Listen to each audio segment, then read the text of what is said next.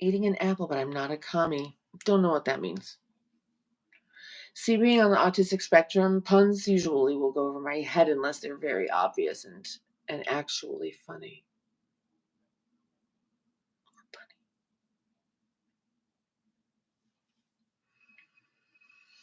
Yeah, how are you doing, godmother? What is happening? What is happening? I see some shorts. I see other shorts. I am like, what is happening there? Tashana Pinky, godmother. What is happening over there? What is going on?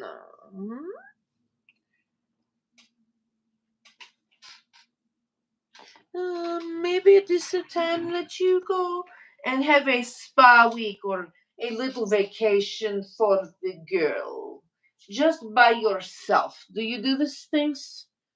Sometimes you must.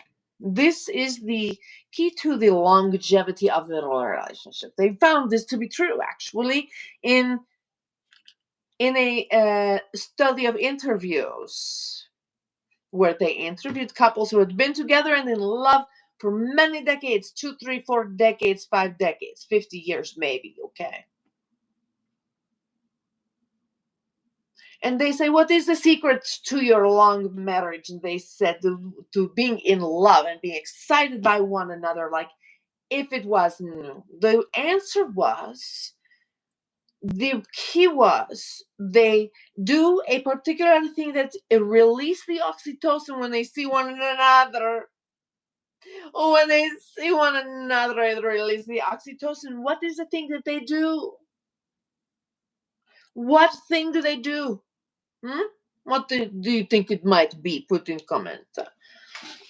What do you think the thing that might do that keeps them in love and sparks the flyings after 20, 30, 40, 50 years? What do you think it could be? What is it? What is the secret?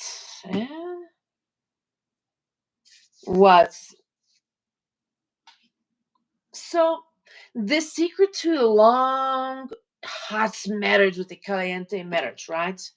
The key that they found among all of the ones that they interviewed, the same thing was true for all of them, and not for others that did not do this.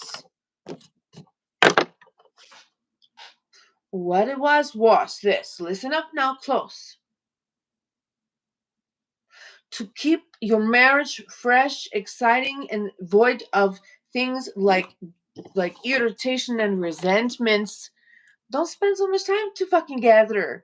Don't spend so much time together. They went out and had their own separate interests. They would go and they would go and they would go live their life and come back together and have dinner and talk about pop music. Talk about pop music.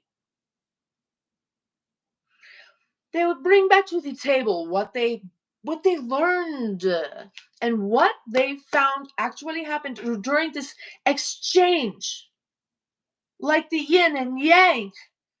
What they found in this exchange is that you trade experiences and you grow vicariously through hearing this other person's experiences, and the releases of the oxytocin,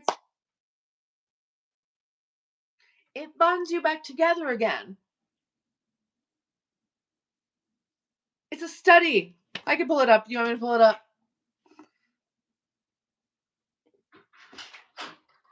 That's what happens.